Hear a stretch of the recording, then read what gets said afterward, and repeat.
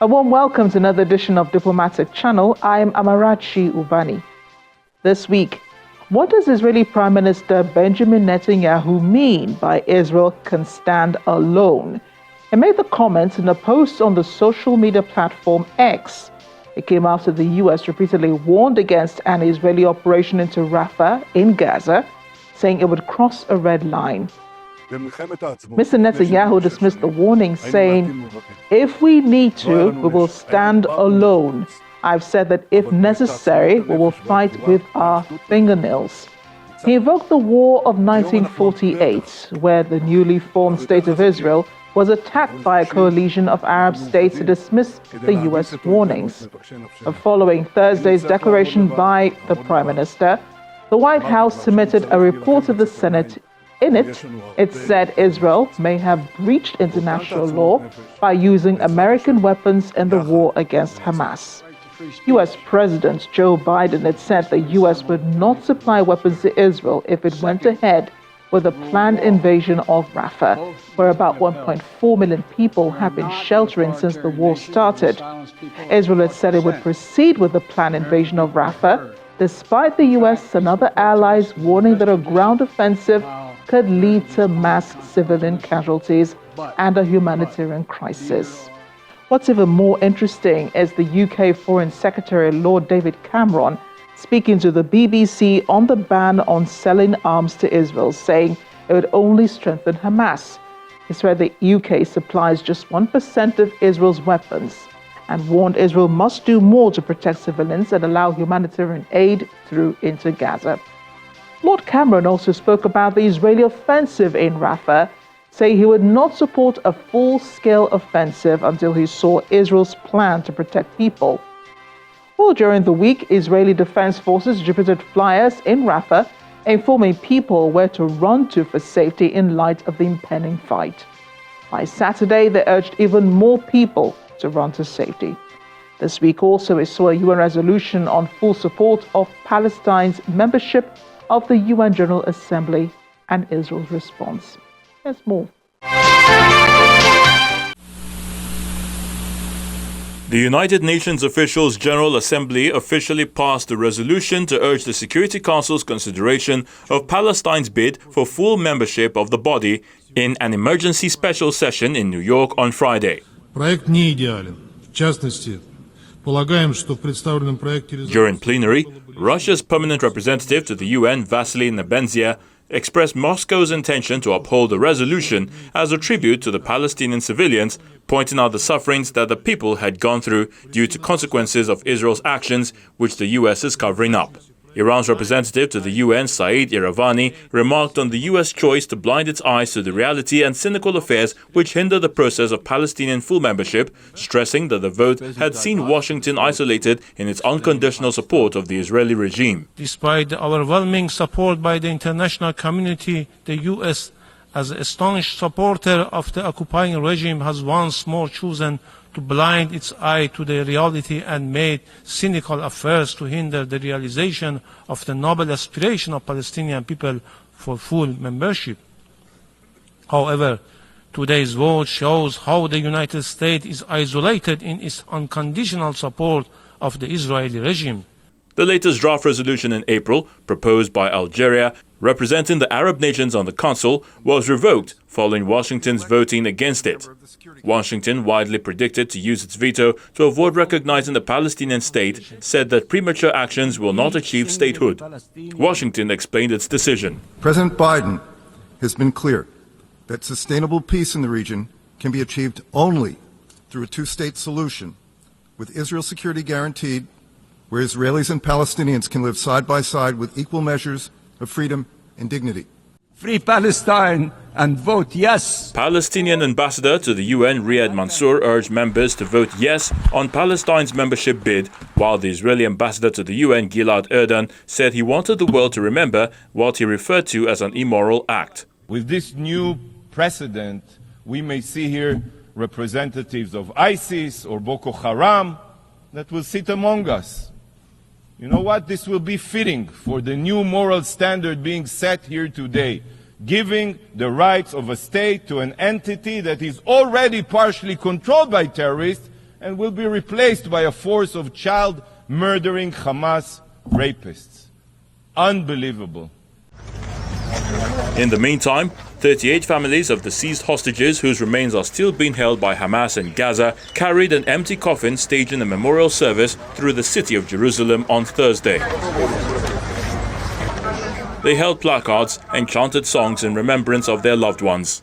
New information came in that Itai actually was killed on October 7th, and his body was taken to Gaza as a future negotiation chip. Added to the list is 51-year-old Nadav Popplewell, a British-Israeli hostage who died of wounds sustained in an Israeli airstrike more than a month ago. Popplewell was seized with his mother, Shana Perry, on October the 7th when Hamas militants crossed the border fence and launched deadly attacks in Israel. Israel is yet to comment on his death.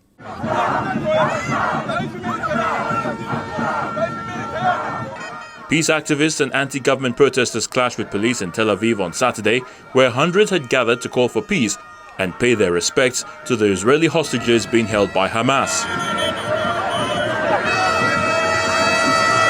Fighting in Gaza has entered the 8th month after Hamas launched an unprecedented attack on southern Israel on October the 7th, killing 1,139 people, mostly civilians, and kidnapping over 200 people, according to Israeli officials.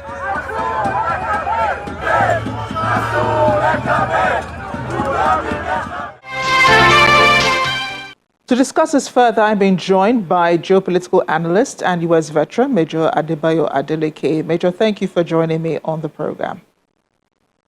Thank you so much, Amarachi, for having me. Yes, and the reason I brought you on is because you have so much experience with the military, and you having done a few tours yourself in Afghanistan and Iran. You might bring in some of your experience into this. One of the major calls of pro-Palestinian supporters is, the use of funds and weapons by Israel to perpetrate this war in Gaza. They feel that honest Palestinians, honest civilians, innocent civilians are being killed.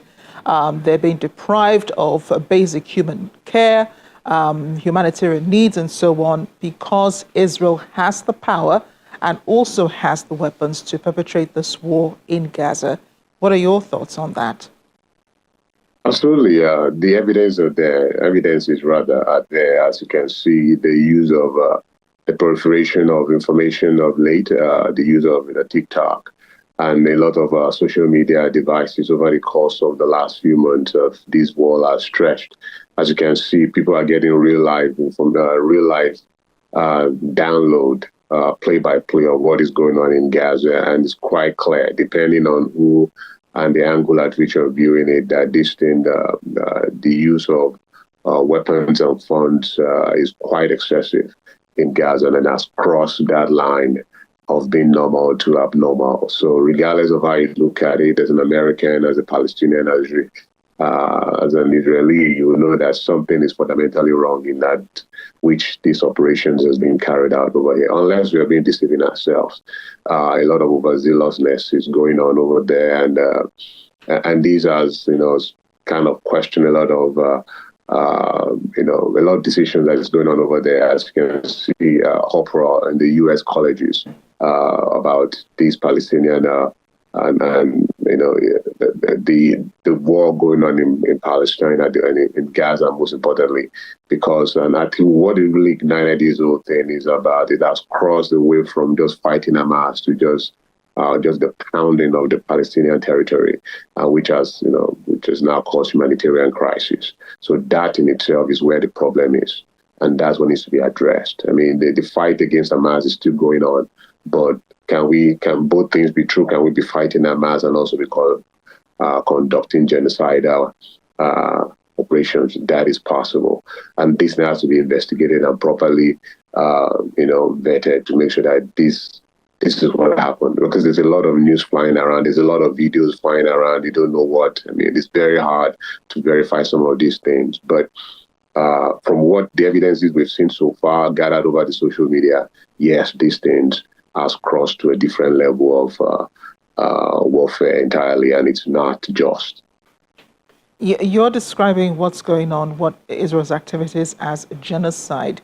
That would mean that you support the other countries, South Africa and others, who say that that is really what Israel is perpetrating in Gaza under the cover of looking for hostages who were taken by the Hamas militants into Gaza. Let me correct myself. I'm saying the evidence that has been presented so far. If you look at it from the view of the evidences that we've seen on social media, I'm not there presently, so I cannot ascertain that this is actually what is going on. But if we look at it from the viewpoint of the evidences that we've seen on other social media, yes, the attack on civilians that we have seen over the course of time can be viewed as genocide, and that has to be properly investigated and vetted.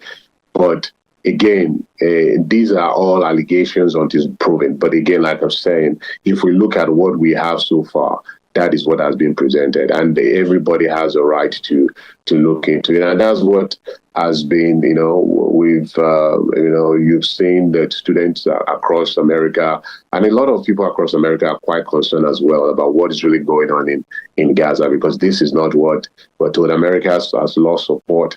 If you look at different polls, America is not support. I mean, majority of Americans are not supporting what's going on in Gaza again. So, and it's because of this that what they are actually seeing on their screens, either on TVs or either on their smartphones, is quite concerning. So that it is what it is. That what you're probably saying might correspond with, what the U.S. government submitted to the Senate on Saturday. It was a report in which they said that Israel may have used some of the weapons provided by the U.S. to Israel, may have been used to fight against Hamas in Gaza, thereby possibly breaching international law. But the U.S. has been supplying Israel with weapons, and the purpose of it was to fight against Hamas in Gaza. So what do you make of this seeming about face by the U.S. government, seemingly turning its back on Israel by doing this? I think it's more a lot of semantics. I think what the report is saying and what I've read so far is the fact that yes, we are fighting Hamas, but when Hamas is using the civilians as a shield, there are ways to kind of retreat and make sure that, because at that particular point in time, the lives of the civilian is actually the most important, not the threat that is facing you. So if Israel actually used those weapons, to fight Hamas, despite the human shield, then there's a humanitarian issue. Then there is, they just crossed in major lines, and that's where the report is saying. I think that's what the report is trying to kind of underline over there. This is what is really going on. So if Israel has used the U.S. provided weapons to fight Hamas in a populated area, in a human populated area, and lack of better word, use innocent human beings as shield, then the use of U.S. weapons to fight Hamas will be quite problematic and have crossed broken international laws. Yes. Speaking of, post-Hamas war, I think Israel is prepared to stand alone, according to Prime Minister Benjamin Netanyahu's statement on Thursday. Israel will stand alone, he says. Which is the key takeaway from, the post that he made on social media platform X. I'm just thinking, what this will mean for other countries that are already supporting Israel, or the smaller countries, not as strong as the US and not as powerful as the US and the UK, where their own allegiance lies if the US and the UK pull out their support for Israel. Yeah, I think it will calm them. Everyone has to reevaluate their position. It is just in geopolitics, especially in the global scheme of things, you have to always reevaluate, because your friend today might be your enemy tomorrow. All these things are not new. From historical perspectives, rather, we've seen this thing play out, different permutations over the course of time. So I am not so concerned about that yet. I just was concerned about So far, how has Israel stood alone in the last few years? The existence of Israel till now is because of the Western nation support. So how Israel is going to go forward with this without Western nation support is going to be quite interesting. And what does it mean that, they're going to stand alone? What does standing alone mean? All these things are very, can be interpreted literally or not. So, when you're in this geopolitical a global geopolitical stand or dance, so to say, you have to look at the words being used. Standing alone, what does that mean?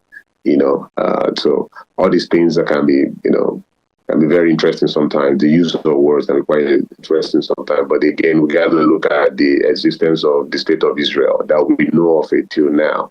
How does state of Israel came to be, and how much support they've enjoyed over the course of time. So how all of a sudden they want to stand alone, and what does standing alone mean? So all these things are quite words that is yet to be interpreted, but we'll be standing by to see how the deal kind of shake out down the road. But I have my own few thoughts on it, but not yet. Maybe next time we'll talk about it. I'll be able to reveal it to you. It's beyond the scope of this conversation. I guess not for TV. Thanks again, Major Adebayo Adeleke, for speaking with us, and a happy Mother's Day to your wife and to the rest of your family. Thank you, and happy Mother's Day to you too as well.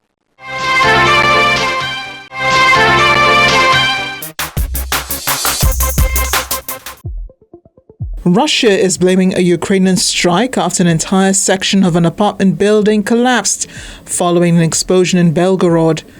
CCTV from the scene shows a large blast near the base of a 10-story block and then the building falling in. The regional governor said 2 bodies have been pulled from the rubble. At least 19 people have been injured.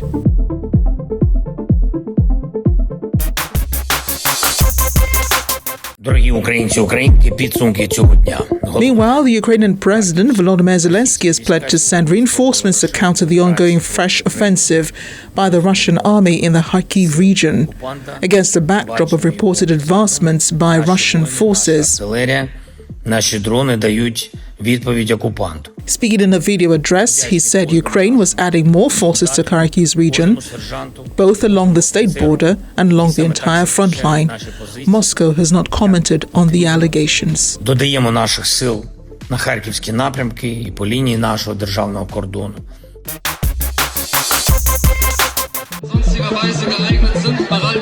Finally, hundreds of pro-Palestine protesters took to the streets of Berlin and Germany to show solidarity with the people of Gaza and to call on the government to immediately stop delivering weapons to Israel. Gathering at the Orient plants before marching across the capital streets, the protesters were seen chanting, waving flags, carrying banners and signs bearing slogans. They called on Germany to wake up to what Israel is doing in Gaza, describing it as catastrophe.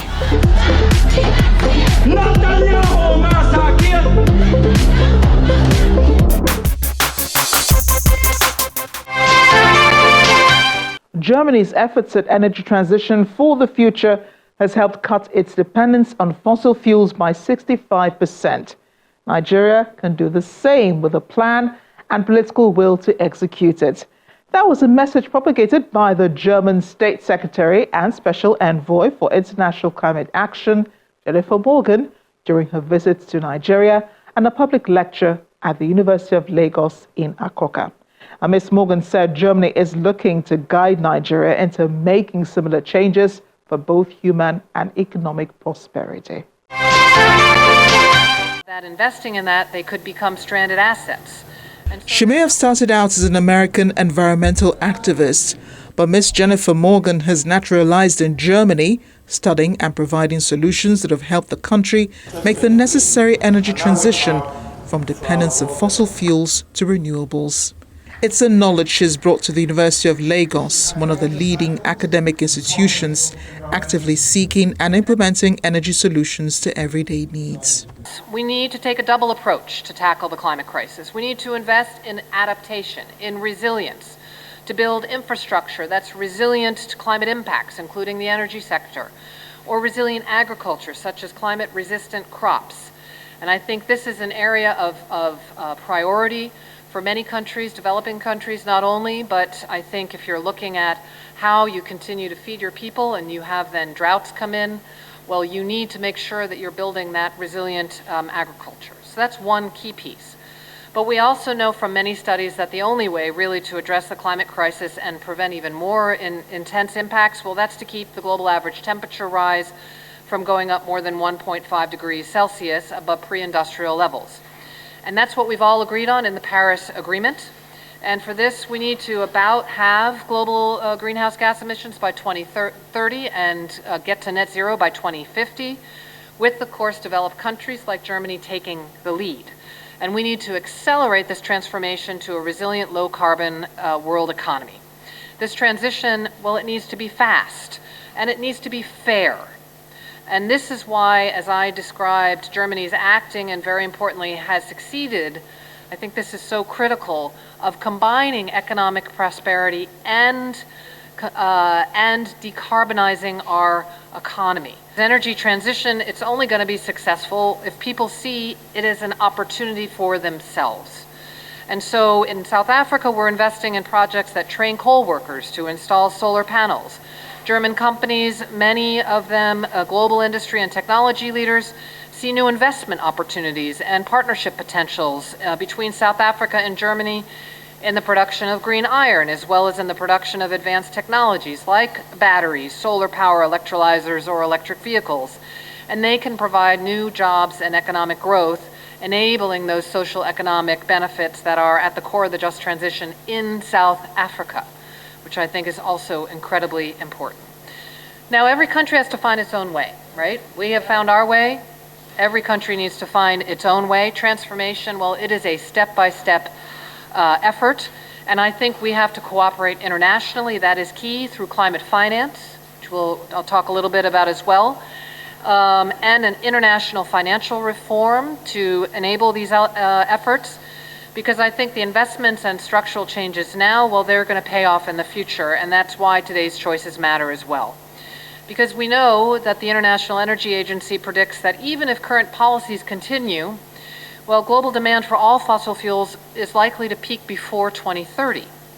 And so to business and to finance, well, this sends the message that there's no need actually to invest in new coal, oil, or natural gas projects. In fact, there is likely a great risk that investing in that, they could become stranded assets. And so there are a number of fossil fuel exporting countries that also have realized this, and they're looking at how to diversify their economy, shifting investments into solar, into wind. This is a massive challenge, and I don't want to understate this challenge. But if it's done in a smart, orderly, transparent, step-by-step, and clear manner, I think it can, and we're seeing it can attract the much-needed investment to build the new resilient economy. And last year, the International Renewable Energy Agency produced a report on Nigeria. And it showed that actually renewable energy technologies will be key to achieving a sustainable energy mix and meeting the country's growing needs. And it also found that investing in renewables is equally, if not a bit more, cost-effective than continuing to invest the conventional fossil fuel path. And it also found that a scenario with rapid renewable energy expansion, Nigeria could provide, again, the electricity to its entire population 5 years sooner than under current plans. So Nigeria indeed has an ambitious energy transition plan. Your government is on it. Your country is well positioned to both meet national energy access goals and also remain a central player internationally over the years through renewable energies and hydrogen, and particularly from renewable sources. And Nigeria, as I mentioned, is also rich in lithium, which is in high demand if you're looking at a renewables-based economy. And no doubt the energy transition, what my experience is, it is an act of determination, vision, and strength. And no doubt there are obstacles, I can tell you, that any transition needs to occur. We've had them in Germany, and we're working through them, and also for here in Africa. But it's worth it. It's worth it, because the potential here in Africa for a massive further expansion of renewable energy on this continent is just huge. 60% of the best spots for solar panels are in Africa. 60% worldwide. Yet only currently 1% of the world's installed solar capacity is on the African continent. There's something wrong with this. And it's clearly a terrible waste, and it's a challenge that we need to address urgently. She emphasized the danger in postponing mitigations against climate change, saying the weather crisis will happen more often in the coming years.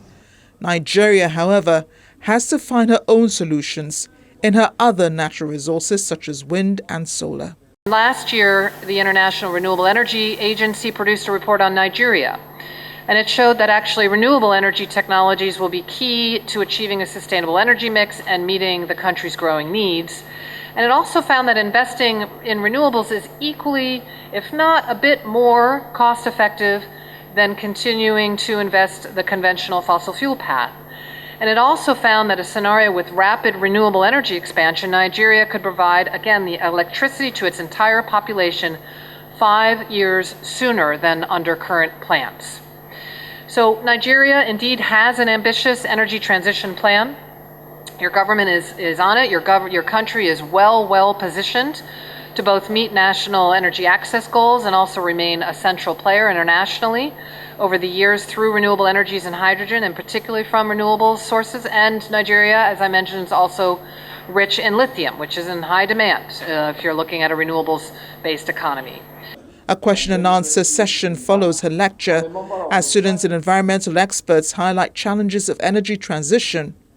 Ms. Morgan again turns them to political will to achieve solutions. The conversation is expected to continue in other fora, as the German government says it's looking to work with associations and groups invested in curbing the climate crisis. This is where we end the program this week. I hope it's been informative. I look forward to your thoughts on Israel and the war in Gaza. You can reach me using any of the social media handles showing on your screen. I'm Amarachi Ubani. I'll see you next time.